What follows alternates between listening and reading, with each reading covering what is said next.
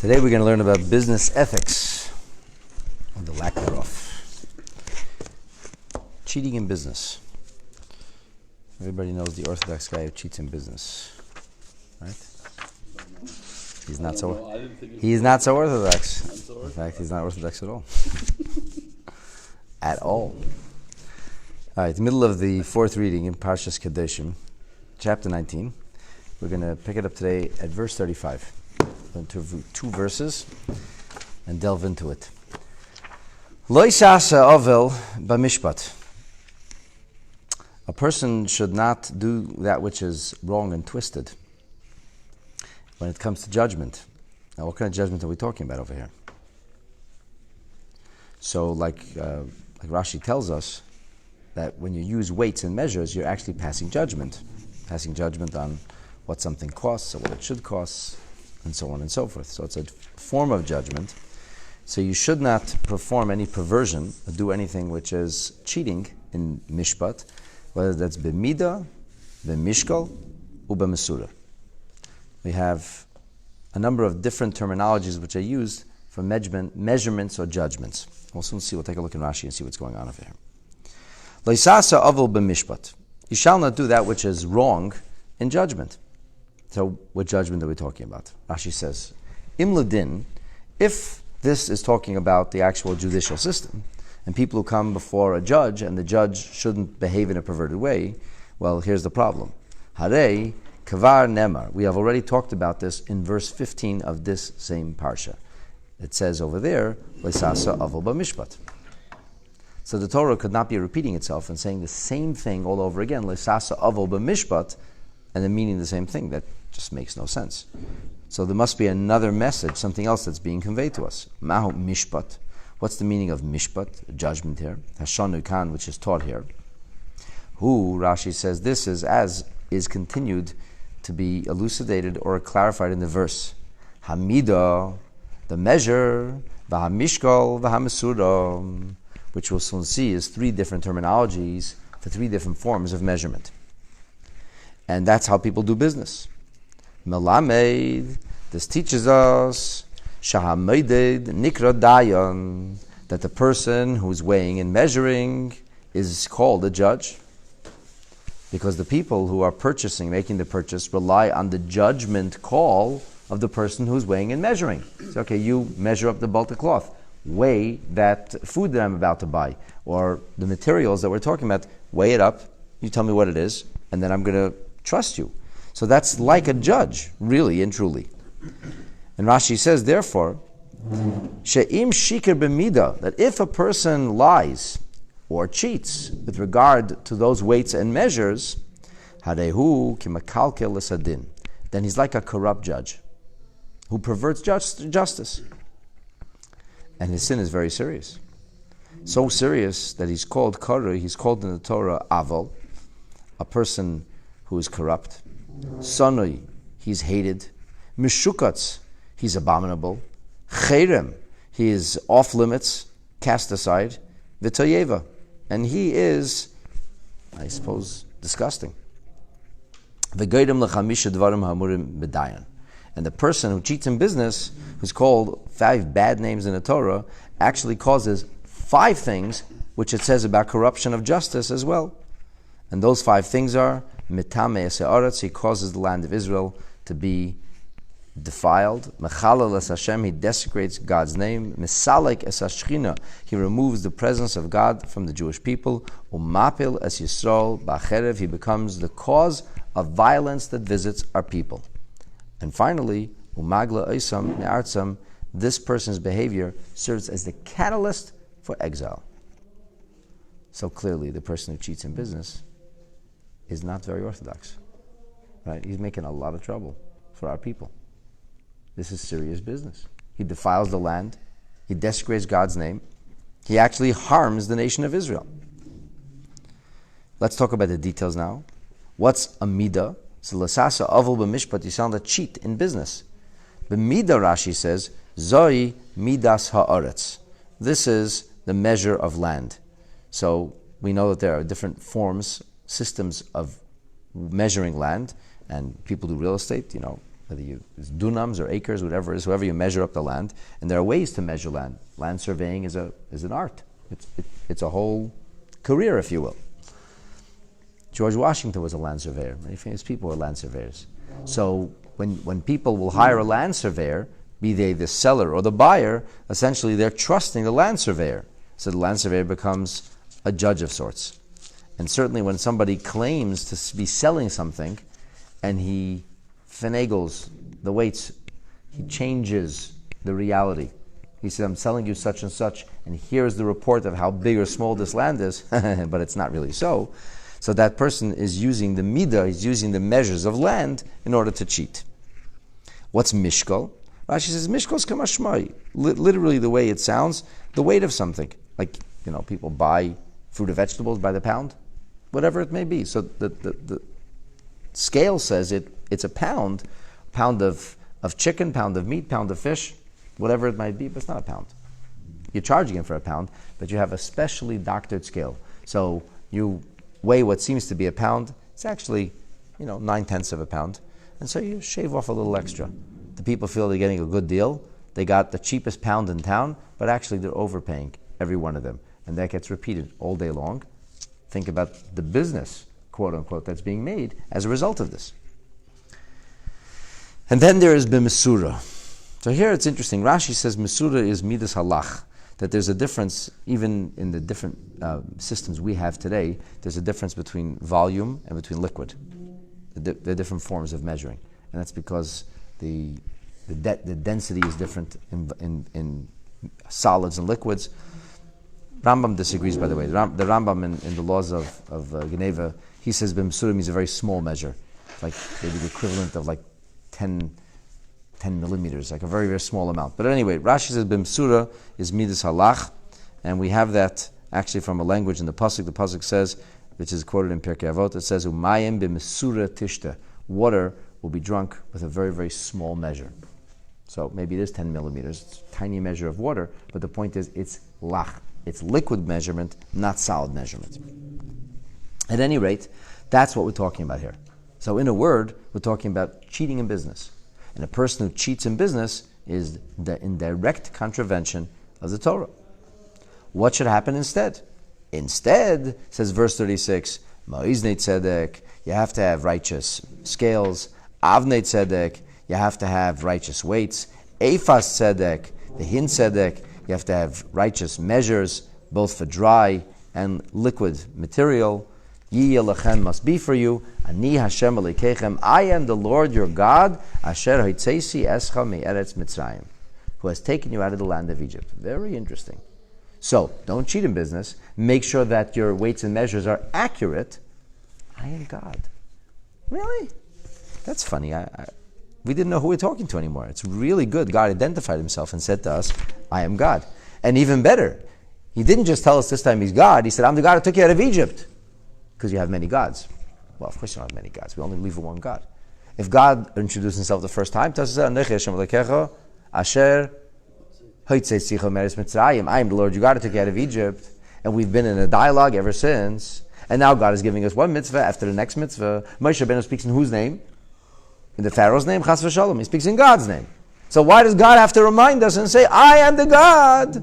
I am God, firstly. Second of all, I'm God who took you out of Egypt. It seems totally incongruous over here. So let's take a look and see. Rashi says, what's Avnei Tzedek? Righteous stones. Stones can't be righteous. He says that means Hema Mishkolis. That's weights. Shesheklin Kenegda. So the way weights and measures used to work, and maybe in the doctor's office it still works that way, is you have exact weights and measures, and they put the weights and measures on one side, and they put whatever else is on this side, and you see where it balances out. It's very simple technology. It's about 5,000 years old now. So those stones have to be accurate stones. And there's all kinds of halachas about what material you use for stones and don't use for these stone weights, because certain objects can change over time. They can get rusty, or they can be some kind of attrition, expand or subtract. Things can happen to them. Zu gesund. In fact, the Shulchan Aruch talks about having leather pouches to protect these weights, and whether that makes a difference in what kind of material you use. So, for example, it says you don't make them of tin, but you could make them of certain kinds of metals or certain kinds of stone. So bottom line is, it has to be very exact. Efa, Rashi says that's midas hayavish. That's what we use for dry goods. Hin is zu midas halach. This is what's used for liquid measures. So all of this has got to be right. I am God. I'm God who took you out of Egypt. Rashi says, well, what does the Exodus have to do with this? We're talking about business ethics. How do we go back to the Exodus? Says Rashi, what God is telling us is, Amanas, Cain, it was for this. For this, I took you out of Egypt. I took you out of Egypt to be honest in business. I took you out of Egypt to listen to my Torah. I didn't take you out of Egypt to cheat in business. So if you're cheating in business, then what was the point of taking you out of Egypt? What was the point of choosing you as my people? What was the point of giving you mitzvahs if you're just an Orthodox thief? What's the point? It's a very unusual expression here. We heard all about dishonesty already. We heard about stealing and about grabbing things that aren't yours. God never said, I took you out of Egypt, so you won't steal. So you won't forcefully take things away. But when it comes suddenly to business ethics, or the lack thereof, when it comes to utilizing the weights and measures in a way which is dishonest, God is telling us, I took you out of Egypt, indicating to us that if you don't do this, the whole Exodus should never have happened. It's like shocking. Davracher, Rashi says, Rashi himself knows that this is a very, very weak explanation. Says, okay, so why did you have to emphasize the Exodus here with this mitzvah? So Rashi therefore adds another interpretation, another idea, which just comes from the Gemara Masechet Bava Metzia. And he says, I, God, hivchanti b'Mitzrayim, I knew, I made the difference in Egypt, bein tipa shel b'char l'tipa she'eni shel b'char. The difference between a firstborn and a non-firstborn. It doesn't show up in the DNA. It doesn't show up in a person. You don't come out with markings on your head if you're a firstborn or not a firstborn. And yet, the firstborns died. The non-firstborns didn't die. How did God know that? God says, I knew, I knew who was born first and not. I knew who was conceived first and not. So God says, the same God who knows who was conceived first and who was conceived not, I am the one who is trustworthily from the person who stores his weights in salt. So apparently a way of subtracting the weights or contracting the weights is putting them in salt. And it doctors your weights ever so slightly. A few hundred transactions with those kind of weights, maybe you make less than a penny each time. Maybe just a small modicum, but it's a tiny difference. And eventually that tiny difference, it pays off. Really, it doesn't pay, but you think it pays off. This is a great way to do business. Here, so I can be the cheapest in town, get all the customers, and actually rob everybody blind, and nobody will know the difference. So Rashi says, leave it to God. He knew who was a firstborn and who wasn't a firstborn. He'll know if you put your weights in salt or not. I, says God, I'm the one who is going to exact payment from the one who does something like that. Who try to fool the people, who actually have no idea. How would they know? The weight is the weight. It's virtually impossible to know. But if you do that, God says, then essentially you're denying the Egyptian Exodus. So this is hard to understand. It's really hard to understand why it is that this mitzvah ends up with this big kind of reference to Yetzias Mitzrayim. The Chafetz Chaim maintained that in order to understand this, you have to think about the fact that somebody who lies and cheats using weights and measures, meaning he has no business ethics, that person is denying Hashgacha Pratis. He denies that God's looking over his shoulder. So Hashgacha Pratis, the idea that God's involved in our life, that takes us back to Yetzias Mitzrayim. And maybe what he means is, what the Sefer Chinuch says, why did God say, I'm the God who took you out of Egypt? He should have said, I'm the God who created heaven and earth. And the Sefer Chinuch says, because the God who created heaven and earth, that's the God who was. A lot of people believe there was once upon a time a God. But Yetzias Mitzrayim means God is ever present, omnipresent in our life. Maybe this is what the Chafetz Chaim means when he says that the person who cheats in weights and measures is denying the concept of Hashgacha Pratis. The Bali HaTosfos emphasize what Rashi emphasizes. Amanas Kain Haitzei Sichem. This is the reason. It was for this that I took you out. But the truth is, it doesn't really explain it so much. And it gets worse. The Rambam In Mishnah Torah, which we learned yesterday, the Rambam says that this business of cheating in your weights and measures, your cheating in business, is so severe, is so serious a violation. You can join us now on page Reish Peiches, Siman Yud Zayin 17 in the Biurei Chumash. The Rambam says, quote, from the laws of Hilchos Geneva, the end of the 7th chapter, Kol ha-kofer b'mitzvahs midis. Anybody who denies God's commandment about weights and measures, Kikofer b'yetzias Mitzrayim. That person is like one who denies having been taken out of Egypt. He basically ends up back in denial. You're like you never left Egypt. Shehitchilas hatzivui. This is the Rambam's logic, because that was the beginning of it all. It all began in Egypt. V'chala mekabel olav mitzvahs midis. But a person who accepts upon himself to do business with integrity, that person actually acknowledges that there was an exodus. Because the exodus from Egypt is the ultimate catalyst and cause for all the commandments. So the Rebbe asks 3 questions. Question number 1, why is it that somebody who denies Yetzias weights and measures denies Yetzias Mitzrayim? What's the connection between the two? Weights and measures are weights and measures. The exodus is the exodus. They're very important. What's the connection between the two? Deny one, you deny the other. Why?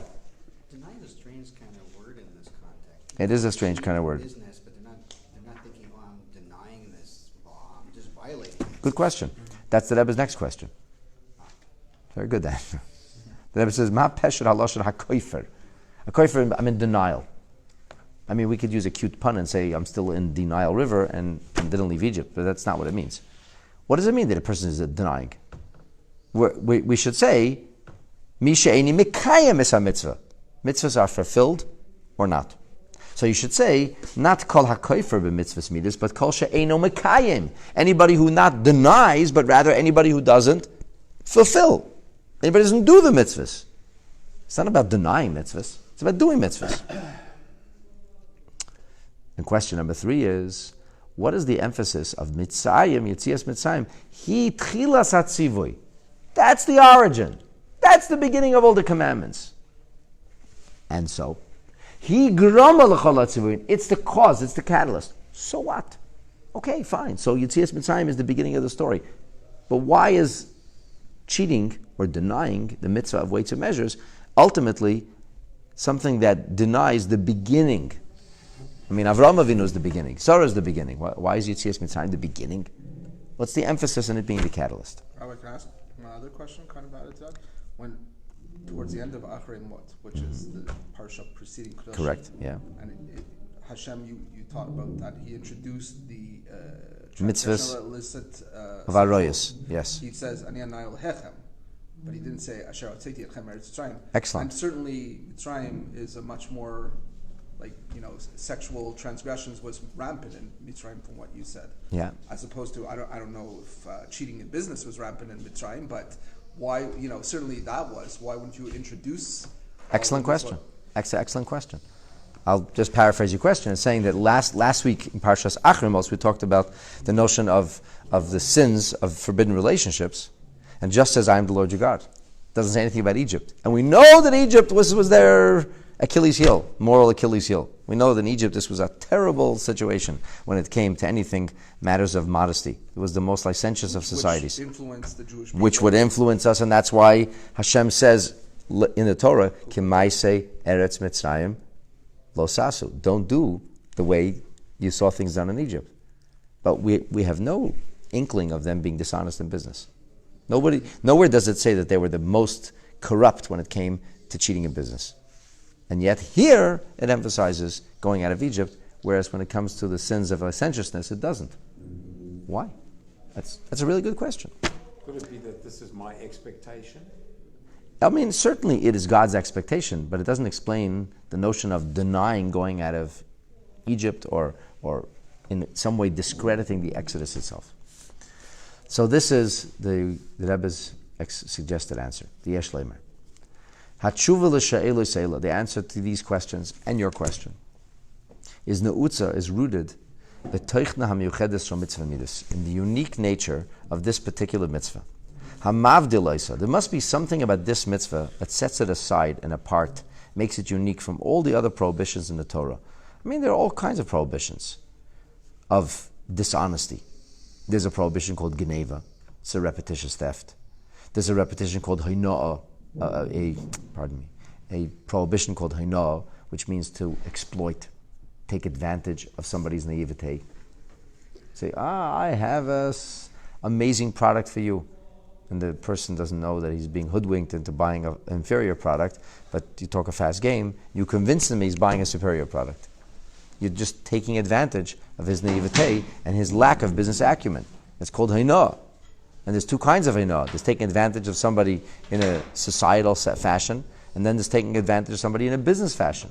So what's the difference between theft and between misrepresentation, which are also prohibited, and the mitzvah of weights and measures, which here the Torah goes, wow, this is a big, terrible, awful kind of sin that leads you to denial of the Exodus itself.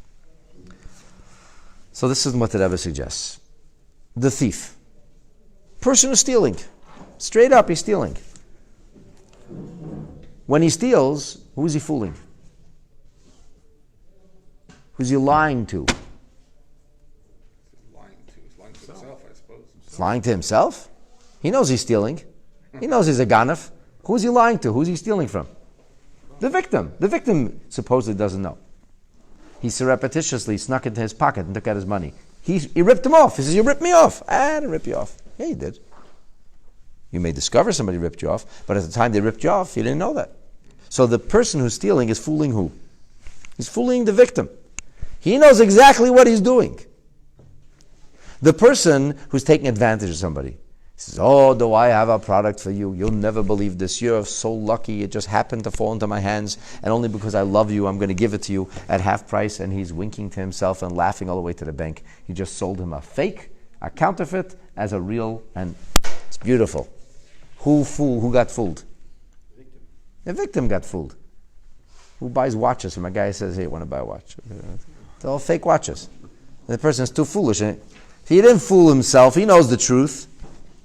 However, says the Rebbe, when a person uses a midah chaseira, when you use the weight that's been ever so slightly doctored, it's not so simple.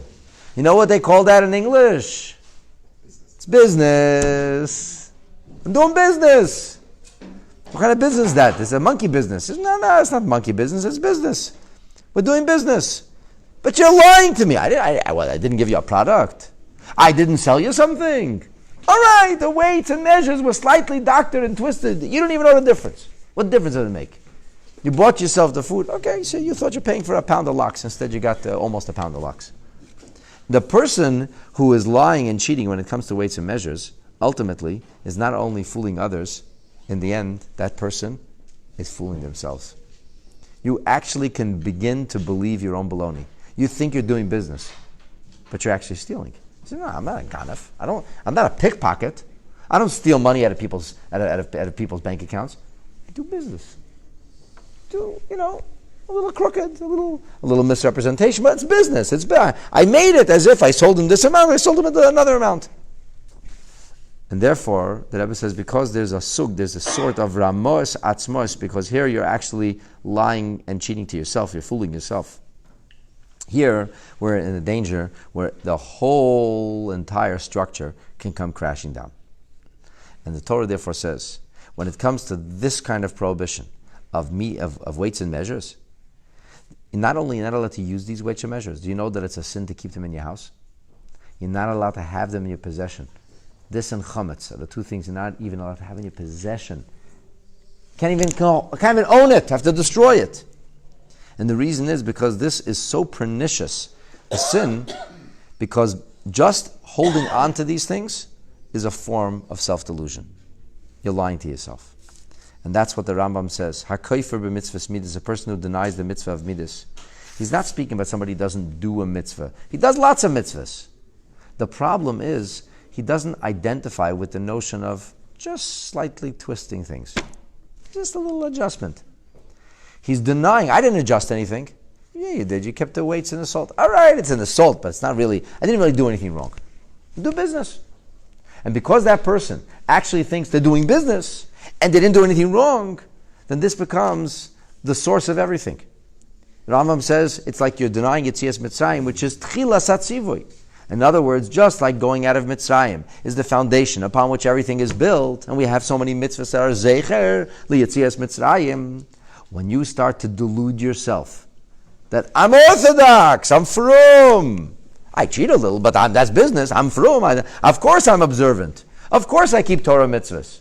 I do business, but I keep Torah mitzvahs. So it's that kind of lying to oneself, that kind of self-delusion, that can end up causing the entire structure of Yiddishkeit to collapse. And a person starts off just with a little bit of lying and cheating, and he ends up being Bernie Madoff. That's where it goes in the end. Bernie Madoff wasn't born a Bernie Madoff. He was born a little cheating, a little fooling, a little weights and measures, just a little bit of a Ponzi scheme. And that kind of a little bit of a Ponzi scheme, one thing leads to the next, and before you know it, you're in over your head, and it's out of control. Just like Yetzias Mitzrayim was the beginning of it all, this cheating in weights and measures, this lack of ethics in business, is the beginning of the downfall. And that's why we emphasize the notion of denial of Yetzias Mitzrayim, because here is the fatal misstep. And once you make that fatal misstep, you start to fool yourself. Once you're doing business, then the rest is ready to go, so to speak, down the tubes. It's history after that. And that's what the Torah says. When it comes to weights and measures, we have to be exceedingly careful. So the Orthodox guy who ripped you off in business, he's not Orthodox. Is there a connection between weights and measures